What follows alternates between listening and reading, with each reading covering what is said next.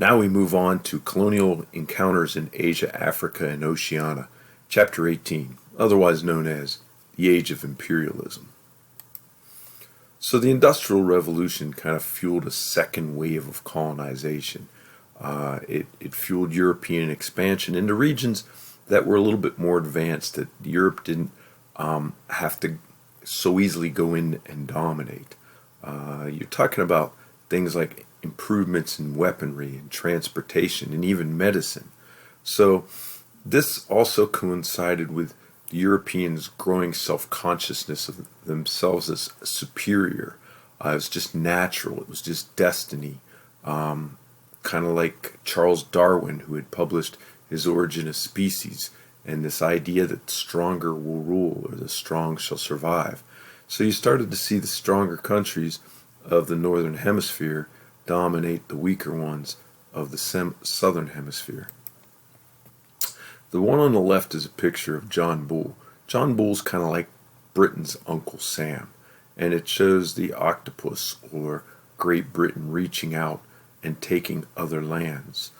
Similarly, a famous Briton was Cecil Rhodes, and he was famous not only for diamond mines and also having two countries, Northern Rhodesia and Southern Rhodesia, named after him, but for the plan of building a railroad that would stretch from his left foot up in Egypt down to his right foot in South Africa. And here you see a couple pictures of European expansion into Asia. China's going to be divided up into spheres of influence. The Philippines would be taken by the United States. Britain and France were involved in southern Asia. And of course the Dutch held the Netherlands East Indies. Notice though that Japan is building its own empire, and we'll get to that. So cooperation and rebellions. Many groups, when the Europeans moved into India or Africa or wherever they were moving, saw the need to cooperate. So for instance, the sepoys were native Indian soldiers who enlisted in the British Army. First the British East India Army, because they were the ones that led the expansion into India.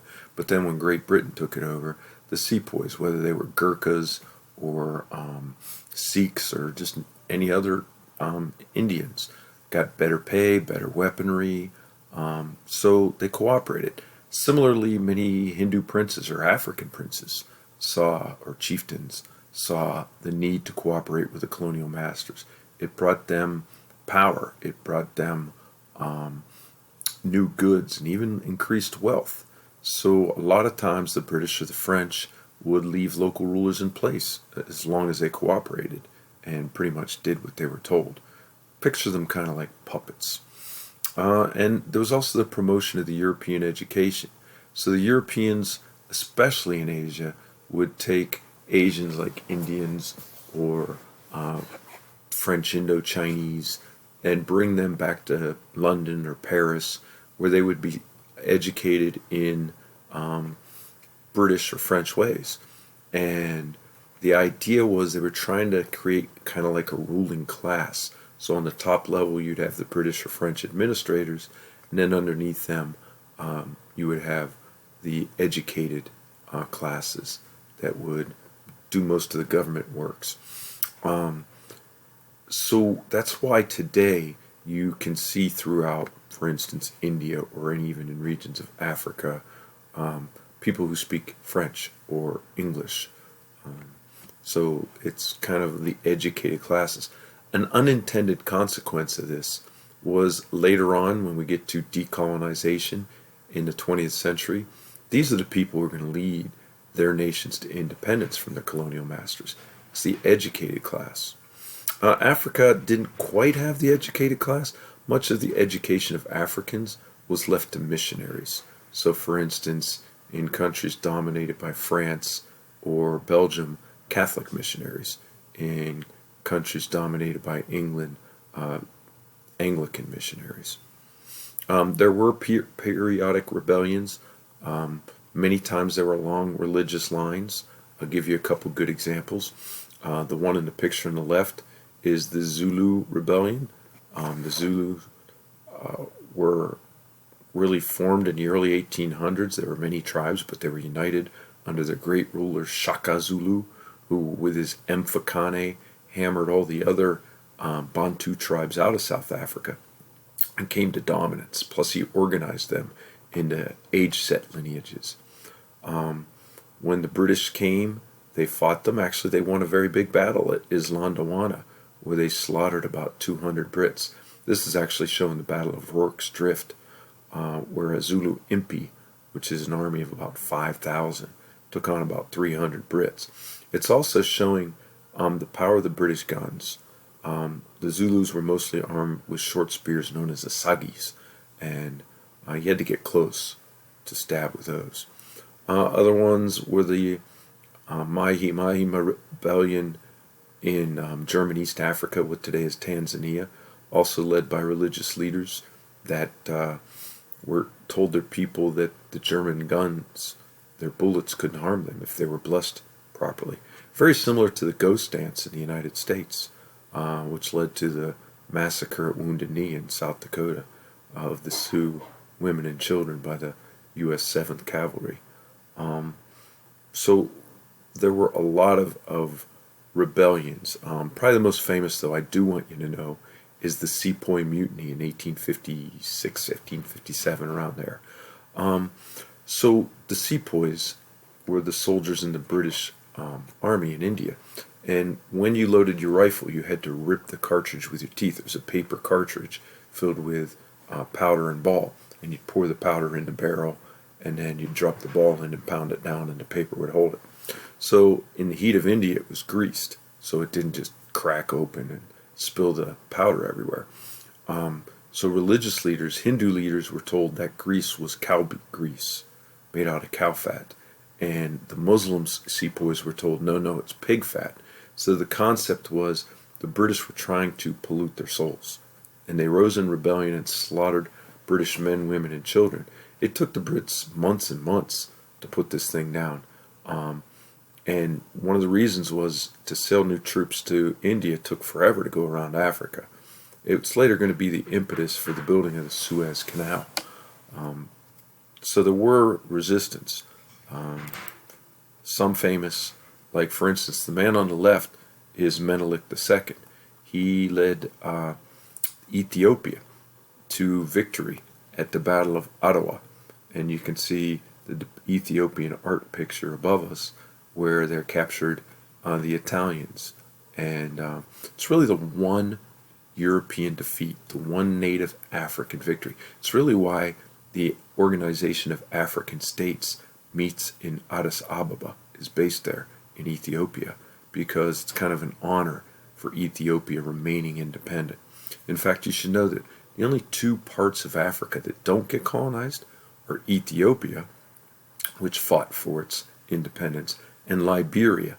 Liberia, on the west coast of Africa, was founded by freed American slaves, hence its name, Liberty, and its capital, Monrovia, after the U.S. President James Monroe. So there you can see both Liberia and Ethiopia. You can also see how Africa was divided up. Italy had Libya and Eritrea, and Germany had Cameroon and what today is Namibia and Tanzania. They didn't have much because you have to remember, they unified late. And by the time they got onto the imperialist scene, Britain and France and even Belgium had carved up large sections of Africa. Portugal's still holding on to Angola and Mozambique. Remember, they were the ones that led the Age of Discovery, and they had built what they called factories along the coasts.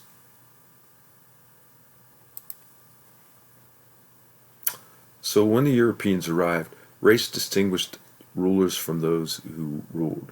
Racism was big. It was part of a movement that went on known as white or social Darwinism that pushed white racial supremacy. And through experiments, scientific experiments by craniologists who examine like the knots on your head, or a lot of different ways. Like I know a German scientist got the skull of a German and the skull of an African and poured BBs in it and then counted the BBs. And since there were more BBs in the European skull, then it was just natural that they were more intelligent. So this led to kind of a belief that Kipling put in a poem that became famous, The White Man's Burden. It's our burden, meaning Northern Europeans and even the United States, to go out and help those less developed than us. It's a burden, it's a chore. So you began to get stereotypes. So, for instance, all Chinese were called John Chinaman. Beware of John Chinaman. He's kind of clever. He's disingenuous. You can't really trust him. And there's so many of them. It's the yellow peril.